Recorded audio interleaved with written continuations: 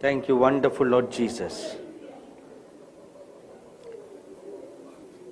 Spirit of the living God, I thank you for making manifest the knowledge of the fear of the living God in our midst today. And I pray what you have begun today, you will continue to do a good work of perfection in the lives of each and every one of them. From this day, every day, till the end of this conference. Let them see,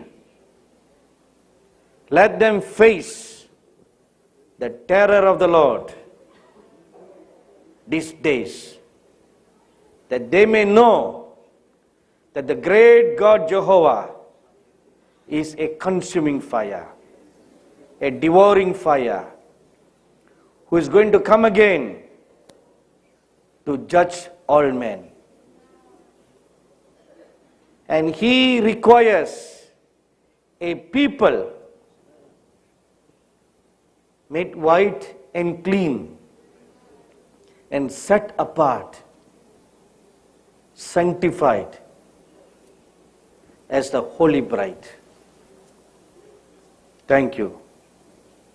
Now I ask you, Spirit of the living God, to open our hearts, open our ears, and you will continue to teach us and make the things of God plain and clear to us. In the name of our blessed Lord Jesus Christ we pray. Amen. Please be seated.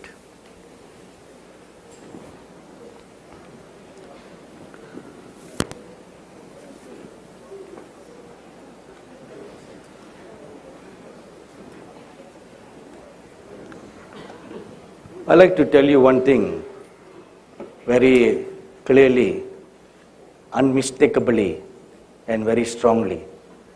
When you come into the house of God, please make sure all your mobile phones are switched off.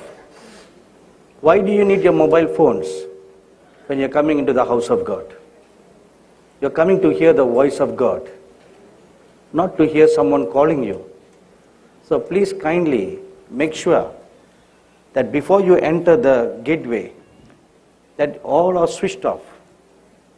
You should not get distracted, neither should your phones ring, causing distraction. This is one evil.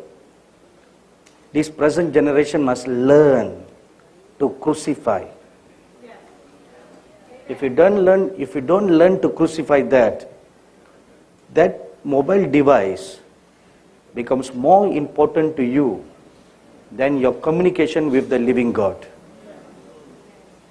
Please cast away that. When you come before God, not only in a public meeting like this, but even in your personal devotion, as soon as you take your Bible in your hand to have your quiet time with the Lord, the first thing you do, switch off your mobile phone. During that half an hour or 1 hour of your time alone with God, you should never be distracted, no matter how urgent the call is. God comes first. We must learn this. This is a cardinal commandment among the 10 commandments. The Lord your God is one God. There is only one God, no two gods. So your mobile devices or all your other activities cannot compete, should not compete with the living God. During the first part of the worship, as I was getting myself one in the worship, I saw a very special angel come and stood before me. And the Holy Spirit told me, this is the angel of the covenant. And he has a message for these people. So I remember this angel of the covenant being mentioned in the Holy Scriptures. So turn your Bibles with me now to the book of Malachi, the chapter 3. I also like to preface this message by letting you know there are many things in the spirit realm of which we know nothing about. Whatever we know are just very dust bit of the realm of the spirit. The many things that are written in the Holy Scriptures are sample glimpses into the many realities of heaven. But there are much more secrets of heaven, much more secrets about the beings in heaven that are not written, which are not necessary for our salvation. What is necessary for our salvation and for our introduction to the afterlife in heaven is all written in these Holy Scriptures. This is enough for our salvation. However, there are much more. Like for example, in John chapter 21, and the last scripture says, there are many more things the Lord Jesus taught and He created. Many more miracles, but they are all not written in the Bible. That the Lord Jesus has taught, the Lord Jesus had worked, many more miracles. Probably He could have raised more than 3%. But they are not necessary. In the mouth of 2 or 3 witnesses, everything shall be established.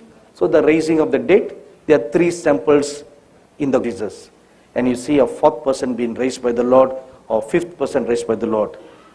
You should not throw them away that it is unbiblical. So these are some extra knowledge the Lord gives us for our spiritual edification. But those extra knowledge do not overrule this written word of God. This written word of God is the standard. Amen? Nothing more can be added or subtracted from this. Everything else are just like the desserts that we eat. The desserts are not the main course. This is the main course. Those desserts are just desserts. Too much of desserts cause you diabetes. So you don't want to eat too much of diabetes. In the same manner, the subject of angels.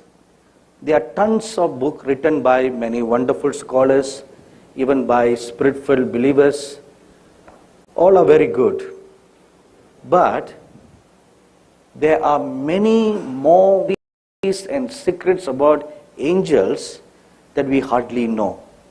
There are many more orders of angels, many more companies of angels that are not revealed to us because they are not necessary.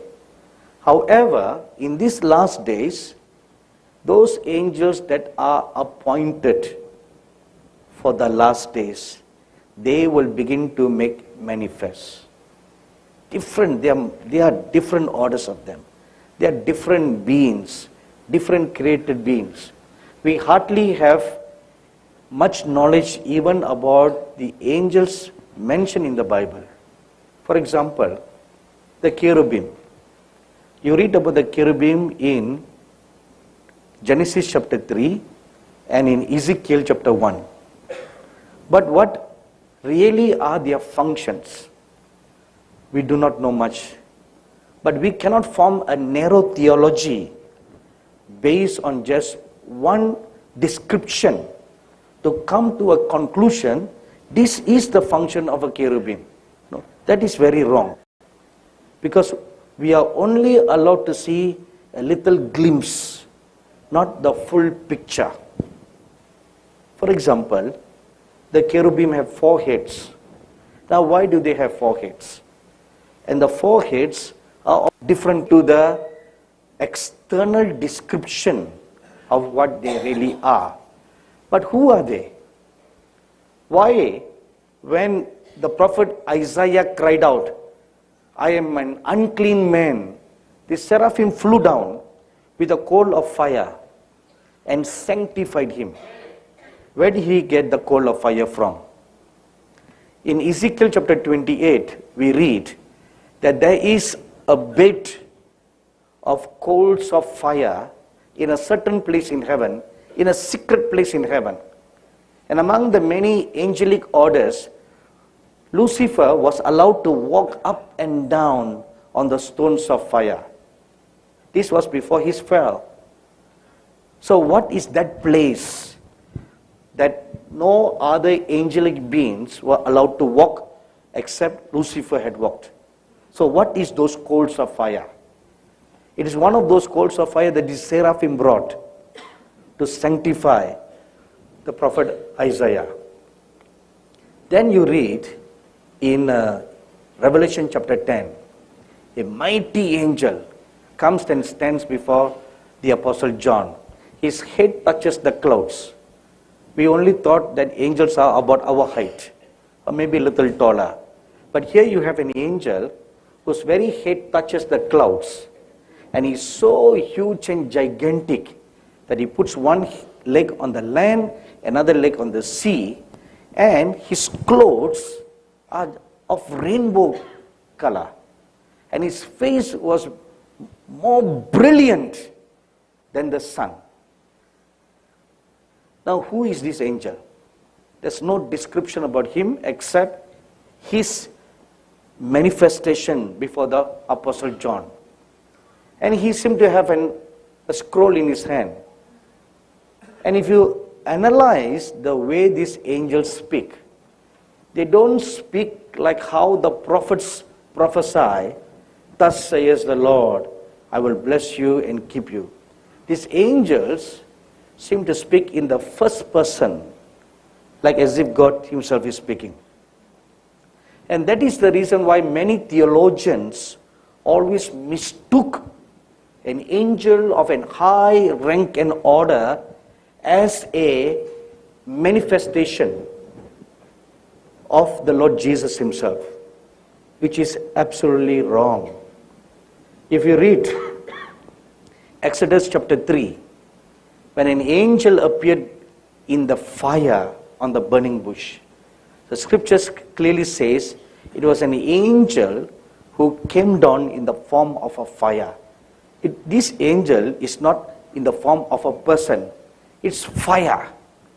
How does that look like? You cannot imagine unless and until God by his sovereign grace allows us to see, allows to have a visitation, and then you'll see how this angel looked like, whether he had a form or no form, or just like a flame of fire. And this angel appeared on the burning bush, and he rested on the burning bush. That is the reason why the bush seemed with fire, but it was not consumed with fire. And it was the angel who spoke to Moses, "Put away your shoes, you are standing on holy ground." And when the prophet Moses obeyed the angel's voice, it was after that the voice of the Lord spoke to Moses. But first it was the angel. And then in Judges chapter 2, verse 1, you read that an angel walked like an ordinary man from one direction to another direction and came and spoke to the children of Israel like God would speak to them in the first person. Now it is not the Lord Jesus personified as an angel, but it was an angel of the Lord. So in all these instances, we read many different orders and categories of angels. And there are many more. In Hebrews chapter 12, verses 20 to 23, we read that there are innumerable company of angels. Different orders, different groups, different classifications, of whom we have no knowledge of today.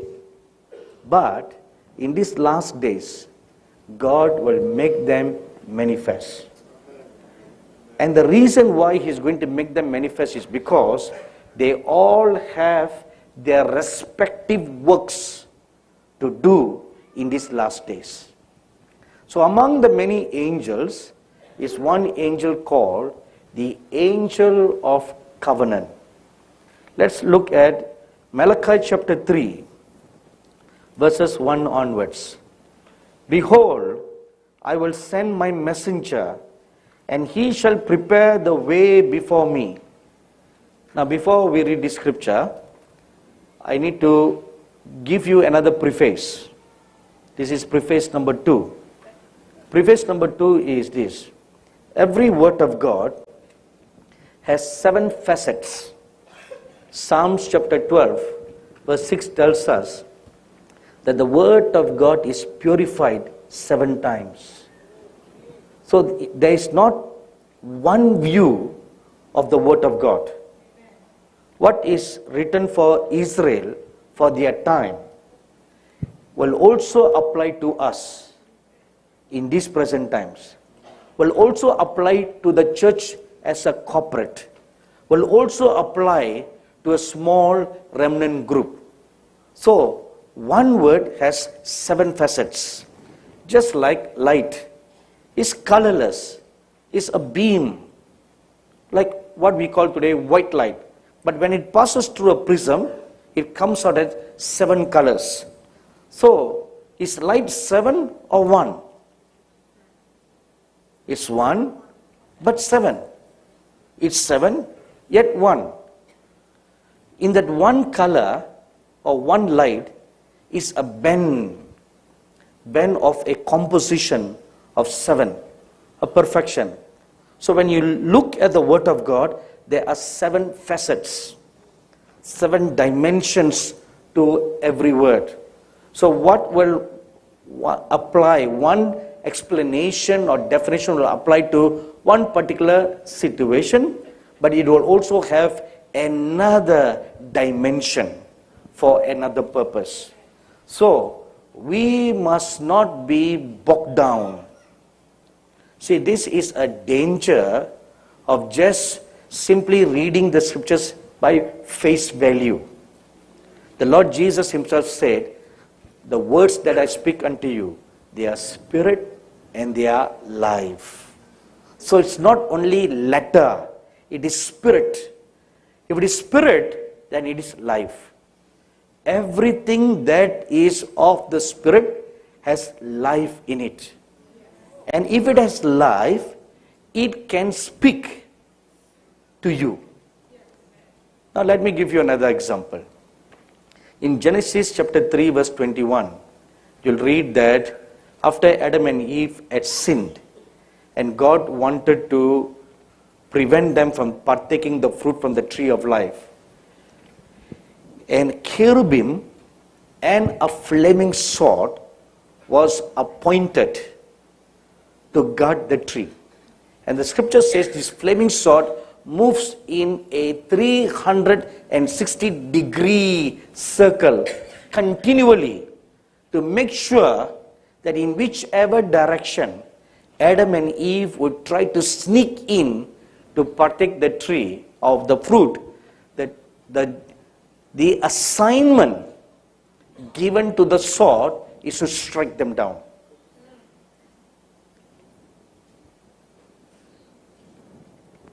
Everything in heaven made of God has the life of the Spirit in it. And because it has the life in it, it obeys the voice of the living God. Amen. It's like there's an encoding in everything that is in heaven. And that encoding will do for what purpose the command is put in it. And it is not a respecter of any person. It doesn't care whether you are a bishop or archbishop, right reverend, left reverend, whoever. It doesn't matter. All the sword has to do is what the Holy God tells it to do. Strike! It will strike. It doesn't matter who it is. So, now for a long time, I thought that it was a cherubim that was holding the flaming sword in its hand. But only recently I found out that I was wrong in my understanding. The cherubim stood in one direction. It was the sword that moved around continuously by itself. Now it's a flaming sword. It turns in all directions. And we know that the word of God is also like a double-edged sword. But it is not a flaming sword. Flaming sword is different. The word like a double-edged sword is different. But the word of God is powerful to get deep into our hearts and make itself known to us. So with this understanding, let's look at Malachi chapter 3 verse 1. Behold, I will send my messenger, and he shall prepare the way before me. And the Lord whom you seek shall suddenly come to his temple. Even the messenger of the covenant, or the angel of the covenant, whom you delight in, behold, he shall come, saith the Lord of hosts. So during the worship, when I saw this angel, and when the Holy Spirit told me it is the angel of the covenant, so I quickly took my Bible and I began to open, and I read this scripture. And like all of us, I know that this scripture talks about John the Baptist. This was fulfilled in this talks about him. So I told the Holy Spirit, but this is about John the Baptist. How does this relate to this angel of the covenant? And that's when the Holy Spirit reminded me of what I just shared with you. The 7 facets of the Word of God, the 7 dimensions. So,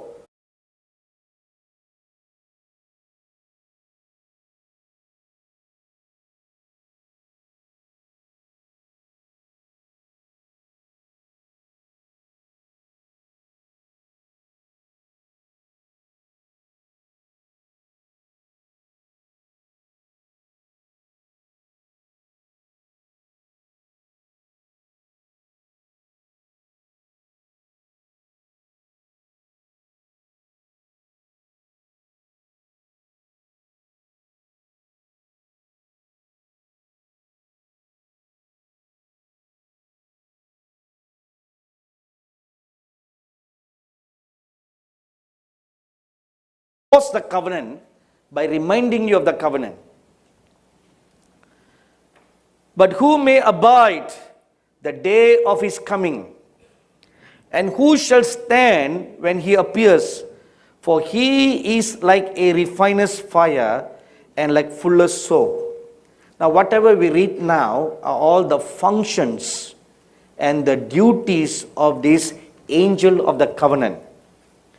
And he shall sit like a refiner and purifier of silver, and he shall purify the sons of Levi, and purge them like gold and silver, that they may offer unto the Lord an offering in righteousness. You know, whatever works the angels do, whatever works the living creatures do, whatever works the created things like the wheel, like the sword, and all the other things do, they all do on the commandment of the Holy Spirit. None of them do anything on their own. They have delegated authority. Authority put inside them, given a delegation. This is the scope of your responsibility. You read once in the Old Testament, when the angel of destruction, mighty and huge, with one stroke of his sword, he killed 185,000 people. Just one stroke. And that's how terrifying they are. And when King David saw this angel, he was so terrified, he fell on his face and he worshipped God. And he dared not move from the place where he was standing for fear of the angel. Now this is just a created angel. If the created angel can exhibit and release the terror of the Lord, how much more the Lord God Jehovah himself, who is the consuming fire and devouring fire. The blessed prophet Moses had first-hand experience of all that. That is why he wrote, he's a consuming fire, a devouring fire. And you all know, by simple grammatical definition, the word consuming and devouring are not nice words. Am I right? They are not nice words. They are not beautiful words. They are scary words. And that is the adjective used to describe God. Consuming fire, devouring fire. Twice I had the blessed privilege to see this consuming fire. And as soon as I saw in two encounters in the heavenly realm, I was so scared, I just fell on my face. And that the terror of that experience shook me for a long time after that experience. And I understood what the prophet Moses meant by the consuming fire. It's terrible to look upon. Terrible. The sun that we see is pleasant to look, but not the devouring, consuming fire of the manifestation of God. So what is the purpose of this angel of the covenant that is being released in these last days? Number one, chapter 3 verse 1 says, is to prepare the way of the Lord. So one purpose of the angel of the covenant is to prepare the way of the Lord for him to manifest himself before his people. Now we all are looking forward for the second coming of the Lord Jesus Christ. And before the second coming of the Lord Jesus Christ, we all are waiting for or looking forward for the rapture of the bride of Christ. Now before that takes place, we all are hoping to see the great outpouring of the last final harvest of the church. Now before that happens, before there can come a final harvest, there must be harvesters. Harvesters must be ready before God can send the harvest. What good is it if he sends a harvest, but the harvesters are not ready?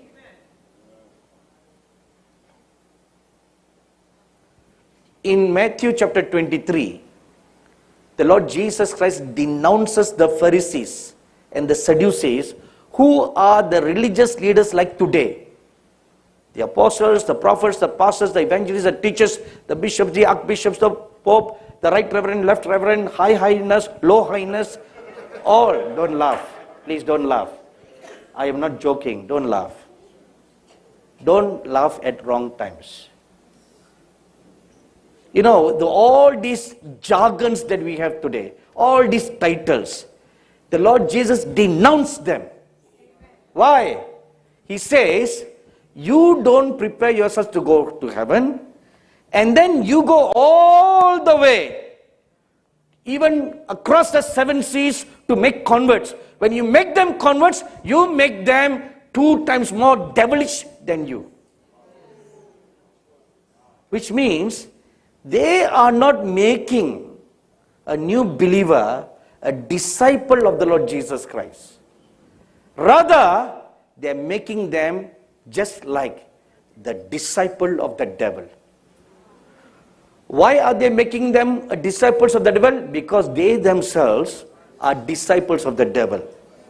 Like begets like. If you are a disciple of the Lord Jesus Christ, you will make another disciple of the Lord Jesus. Just like a child that is born in a family, the child will look exactly like the father or like the mother. Like begets like. In the same manner, if you are righteous, you will beget a righteous disciple. If you are holy, you will beget a holy disciple. That's what you will reproduce.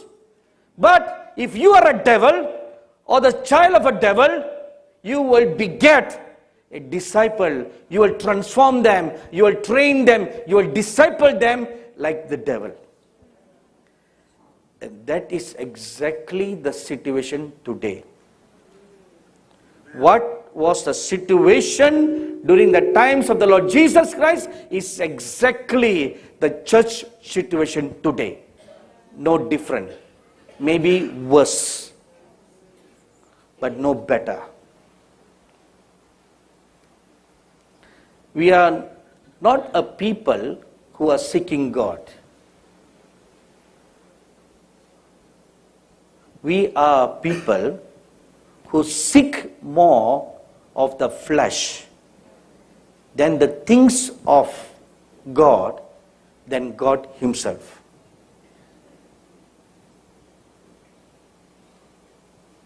Recently, I had to rebuke 500 believers who came to my meeting. We do a monthly fasting prayer meeting back in our hometown.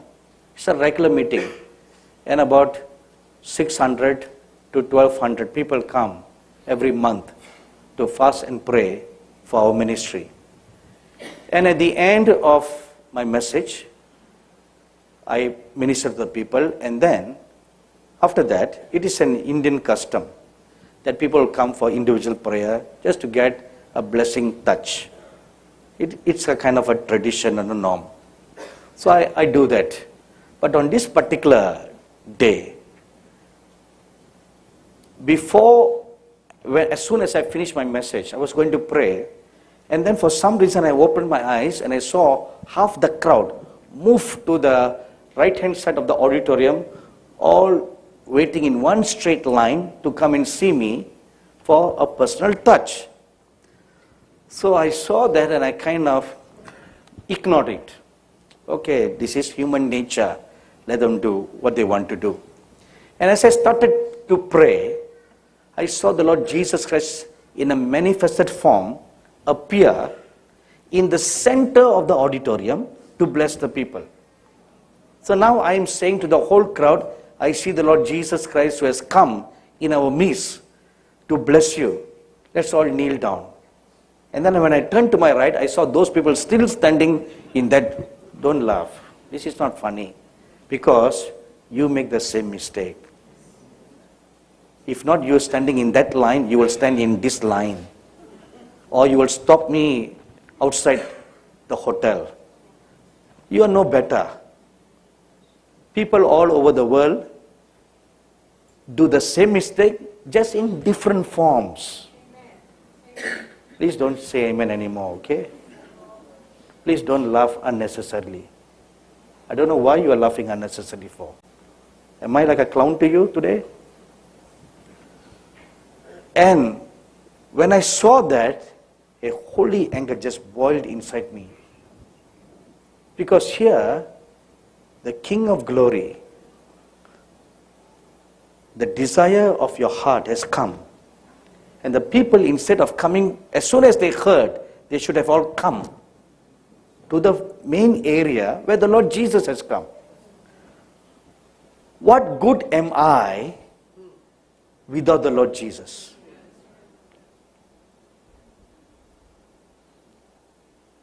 What good am I? This hand is nothing if the hand of the Lord Jesus doesn't come upon. That's the difference between a minister of God and all other professions. An engineer, a doctor, or a lawyer, or any other profession, they are well trained for their profession, and they depend on their intellect and their experience to do their job, not the minister of God. The minister of God, even though he may be theologically trained, he depends on the anointing of the Holy Spirit. That's what sets a minister apart from all other profession. That is why, among all other profession, the minister of God is the only person who cannot take any credit for what the results of his ministry. You cannot say, you cannot boast, this person was healed in my meeting, that person was blessed. Oh, I look at this wheelchair. You cannot take any credit because you did not raise the person from the wheelchair. It is the power of God that made manifest.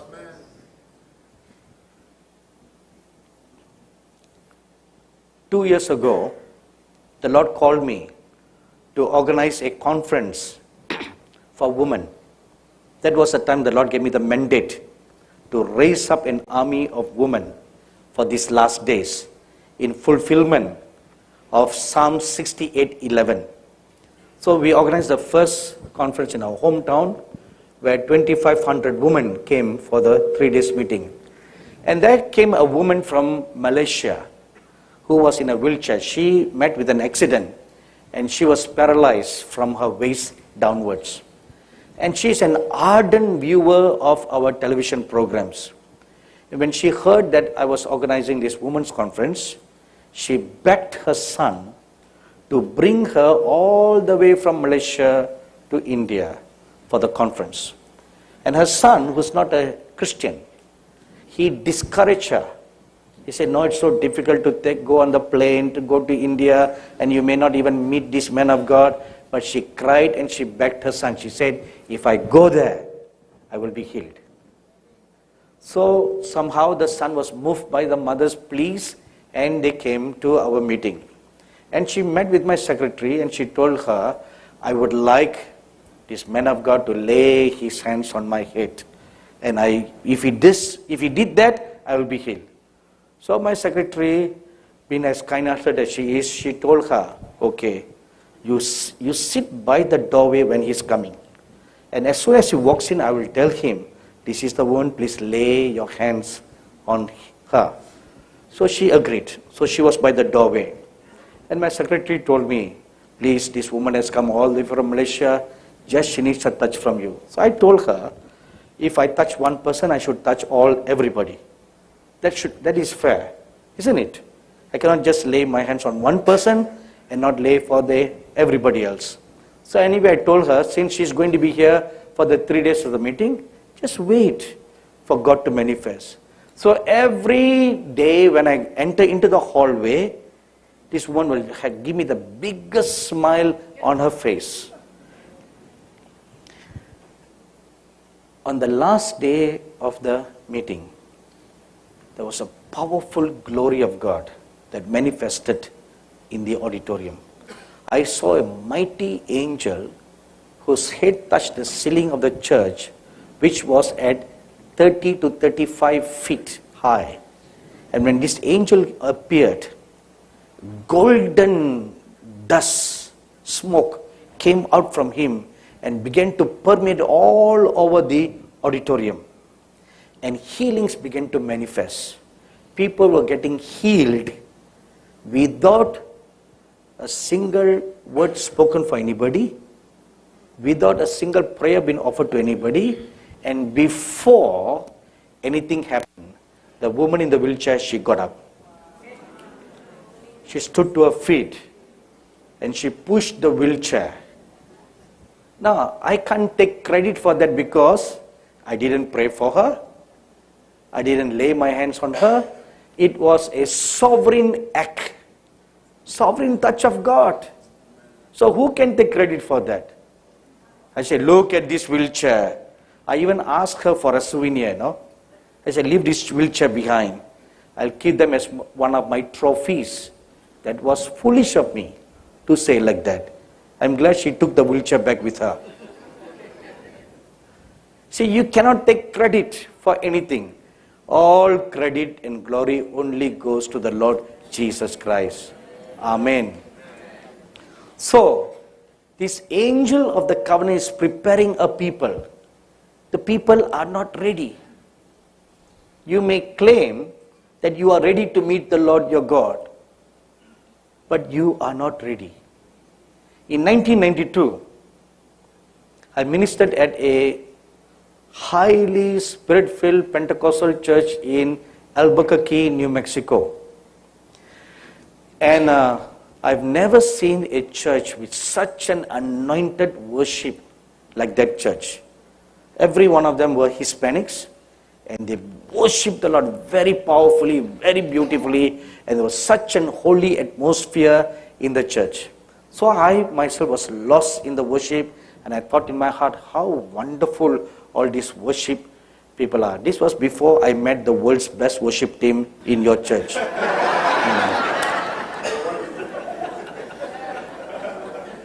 Because that was in 92. At that time I didn't know about this, the best worship team in this, the whole world is here.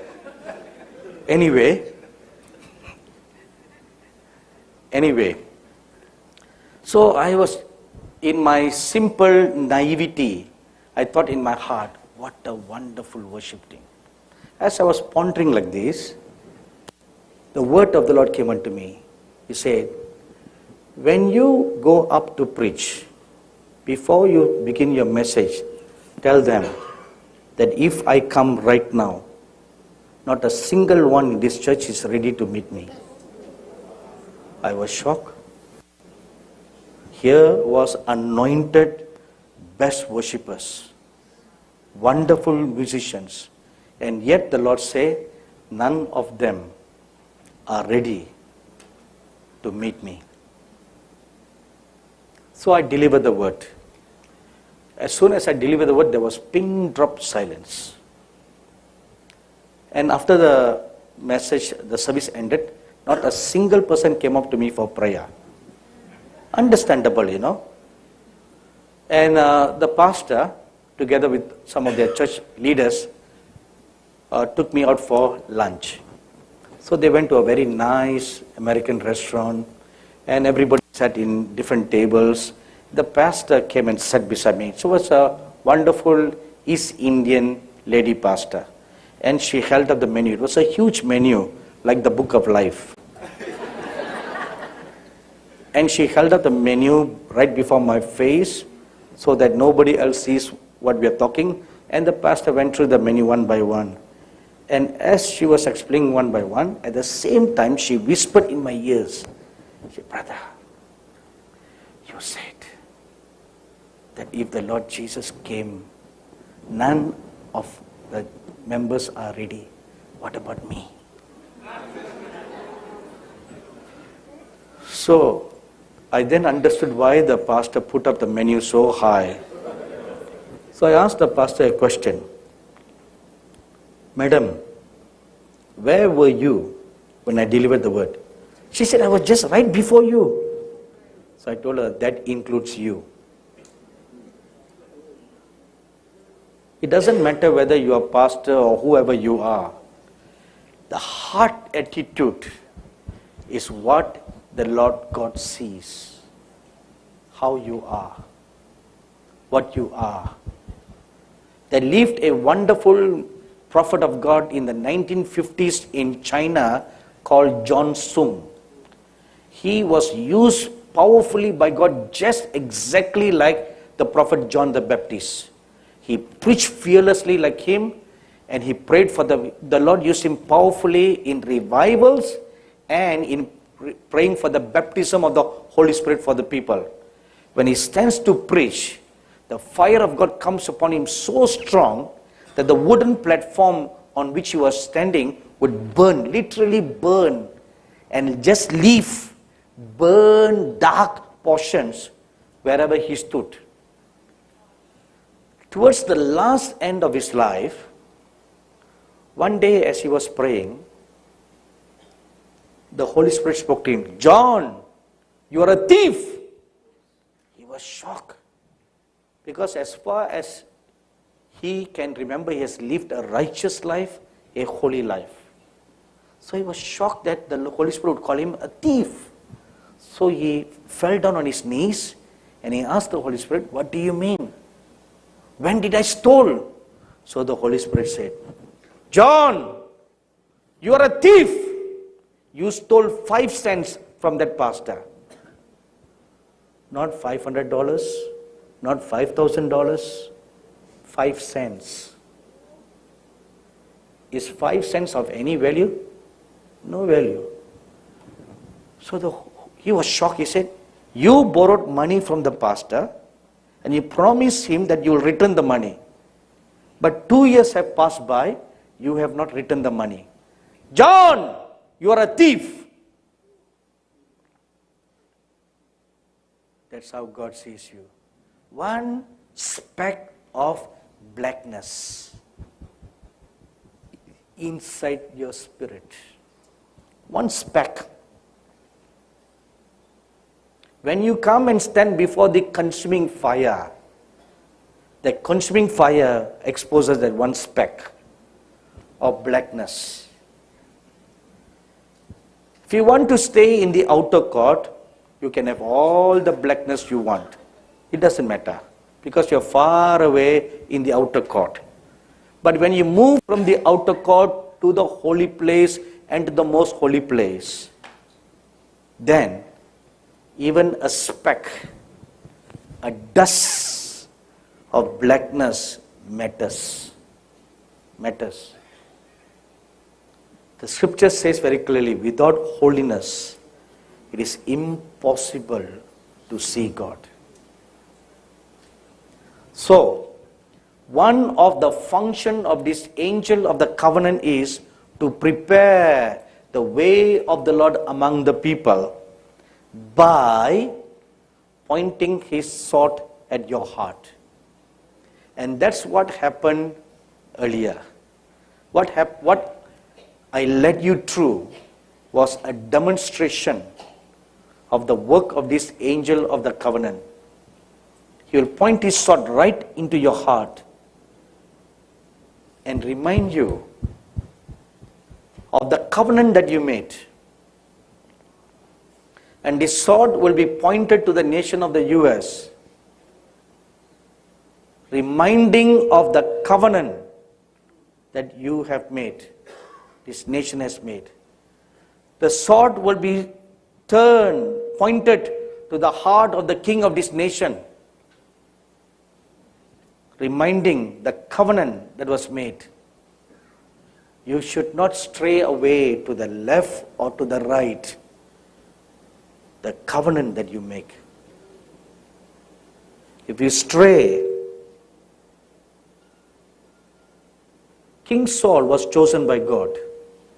But when he strayed away, he was cast out by God. So any leader can be chosen by God. It is the leader's responsibility to always walk righteously before God. You should not become a castaway. Judas Iscariot was chosen by God, isn't it? But he never allowed the Holy Spirit to do a good work in his heart. Because the scripture says, from the beginning, he was a thief. He was a thief from the beginning. That means from the day one of his selection, he was a thief. He was given 3.5 years to repent, to amend. Did he do? No.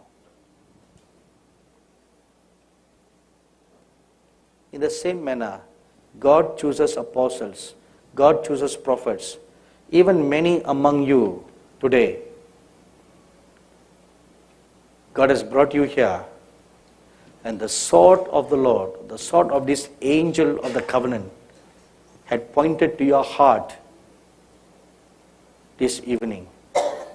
And it will continue to point at you, prodding into you, reminding you of the covenant, the promises, the vows, the oaths, and prepare you as a people made ready to meet the Lord your God. And what is the purpose of this preparation? The second part of verse 1 says, so that the person whom you delight in, behold, he shall come, says the Lord of hosts. And who may abide the day of his coming? And who shall stand when he appears? For he is like a refiner's fire. Now, who may abide? Now, if you look at Joshua chapter 5, when the angel of the Lord appeared. Now, this angel of the Lord, again, is wrongly interpreted by many theologians and Bible teachers as the Lord Jesus. No, he's just a captain of the Lord's host. There are many, many captains in the army of the Lord. And each one of them oversees a regiment or a battalion of soldiers or warrior angels. But they are not the Lord. It's not a personification of the Lord.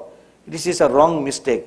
But they carry such a heavy anointing that you will naturally want to, your knees will buckle to bow down and fall down, not worshipping the angel, but worship the living God. So when Joshua fell down, he did not worship the angel. He worshipped the living God. I remember my wonderful friend, Pastor Leonard Baba, is here from St. Louis, Missouri. He will worship what I am going to say next. When he invited me to his church in the early 2000 or late 1990s, in one meeting that we had, that was the first time I saw the chief prince angel of the United States of America. I saw him much huge, standing by the seas in the Hudson River by the Statue of Liberty. He was so gigantic, and the Statue of Liberty looked like a small ant before him. And from that position where he was in the sea, he walked across the waters and came into the church meeting. Before he entered into the meeting, he told me, ask everybody to remove their shoes before I come. You remember, Pastor? So I first removed my own shoes, and then I told everybody to remove their shoes. There will always be some obstinate people. Everywhere. You'll always find some obstinate people who will want to dare challenge God. No, this is not of God. Oh, this is old covenant. Oh, this is Indian tradition. That's what they once told me when I was in Tanzania just last year. Oh, don't bring your Indian tradition to Africa. We don't need to remove our shoes. We are Africans. We don't remove our shoes. Because of that, the glory of God departed from the meeting. And the pastor who was responsible for that, I was very mad at him. 1,000 women who came to the meeting left empty because of this one man who caused them to go astray.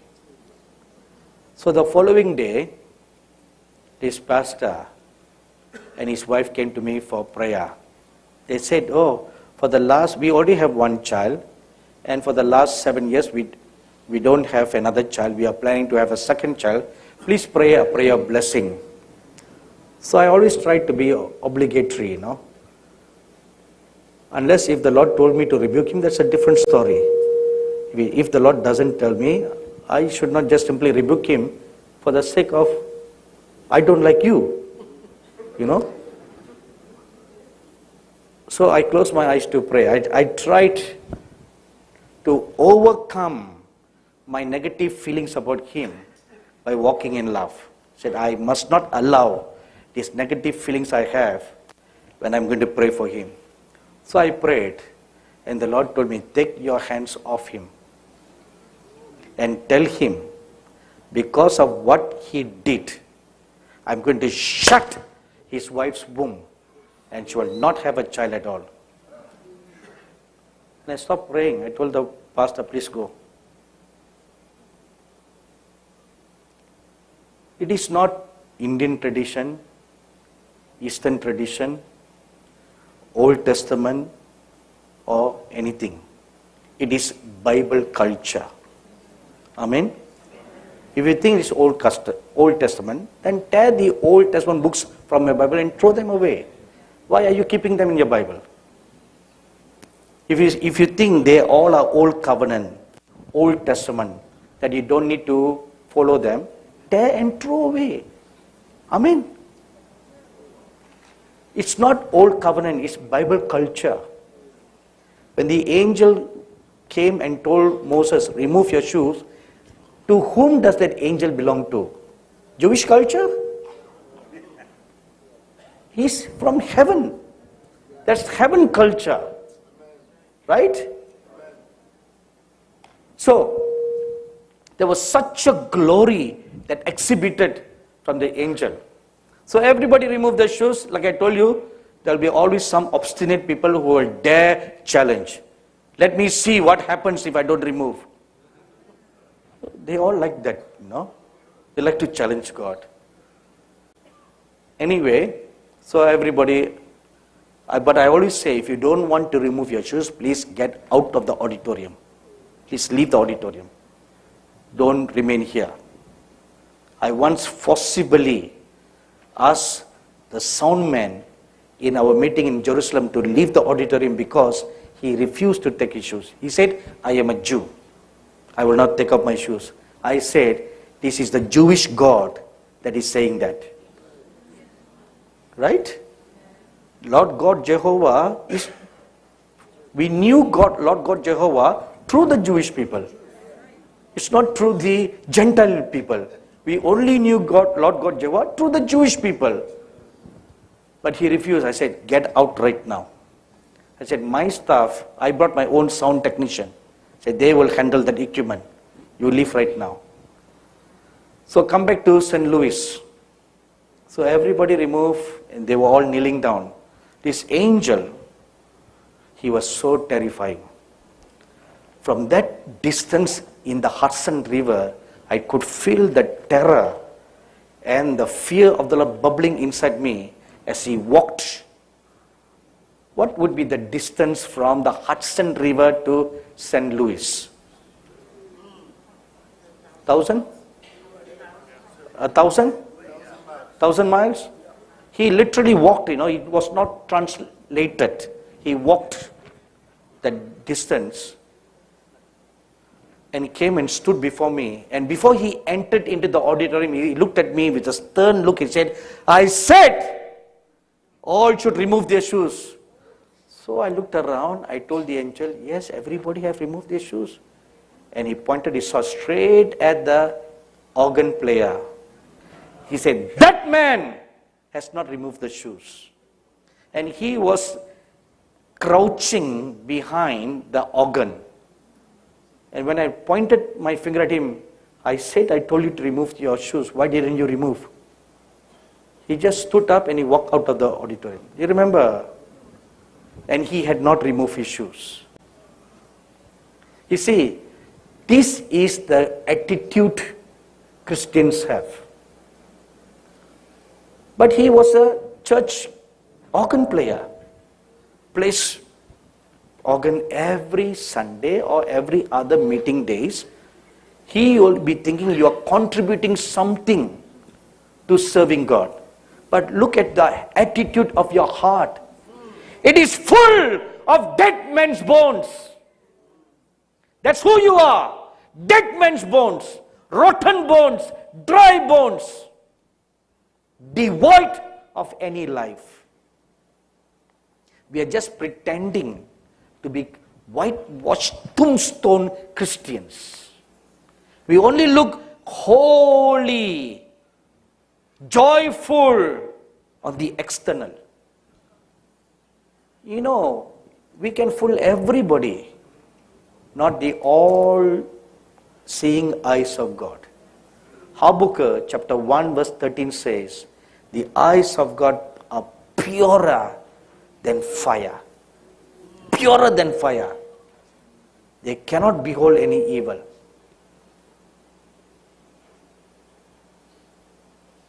Those who choose to be like that, There will always be people like that who will choose their own ways from God's ways. They are like the foolish virgins.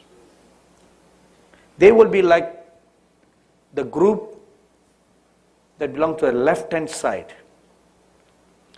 In Revelation chapter 22 verse 11, there will be two groups of believers in the last days. The righteous group and the filthy group. That message is addressed to Christians, not to unbelievers. There will come a dividing line in the church. Two groups. A group that will seek the face of the living God. And another group that will just go about their mundane business. They go about their fleshy religion. Now earlier on, did you bring many of your books, Brother Rechner? Earlier on, Bishop Fondong introduced a wonderful man of God, Pastor Rechner from Texas. He has just published a new book called There Are Two Trees, Tale of Two Brides. They are available at the book table. I highly recommend you to buy that book. Those are powerful revelations that he received from God, where he was taken in the spirit to the times of Queen Esther. And God allowed him to see the whole scenario of Vashti and Esther. And then revelations were given to him how they contrast to the bride of Christ today. So you must read the book to see how the contrast is made between the false bride and the true bride. What's the difference between Vashti and Esther? Why Vashti lost the crown? Why? What made Esther be lifted up? Now you want to know this so that you can become like Esther instead of remaining like Vashti. Vashti was cast out of the kingdom. You don't want that to happen to you. That is why this angel of the covenant is now released to go and prepare the way of the Lord. Now verse 2. One of the function, the second function of this angel is, he shall stand, for he is like a refiner's fire and like a fuller's soap. He shall sit like a refiner and purifier of silver, and he shall purify the sons of Levi and purge them like gold and silver. This is the second function of this angel of the covenant, by prodding deep into your inner being and make you see the hidden specks in your life. Bring the hidden things to your memory. Expose what is deep inside you. Unless and until the Holy Spirit shows us, we will never know what lies hidden deep inside us. What may seem normal is offensive in the eyes of the Lord. Now let me tell you one thing, my dearly beloved people of God. If you want to live just the mundane Christian life like Vashti, it's okay. It's all right. Nobody will find fault with you. Vashti lost her crown. She was cast out from the palace into the outer darkness of the king's palace. Outer darkness. She was not executed. Cast out. So there is a realm in the heavenly realm called outer darkness. You still have a place there. Amen? Are you happy with that? No. So if you're not happy with that, then you want to be Esther. Now Esther went through 12 months of preparation. 12 months of purification. Getting rid of every impurity in her spirit, in her soul, and in her body. Every impurity coming out one by one by one, until she was a shining embodiment of light. When she walked past by one, the first Miss Universe contest took place in the palace at Shushan.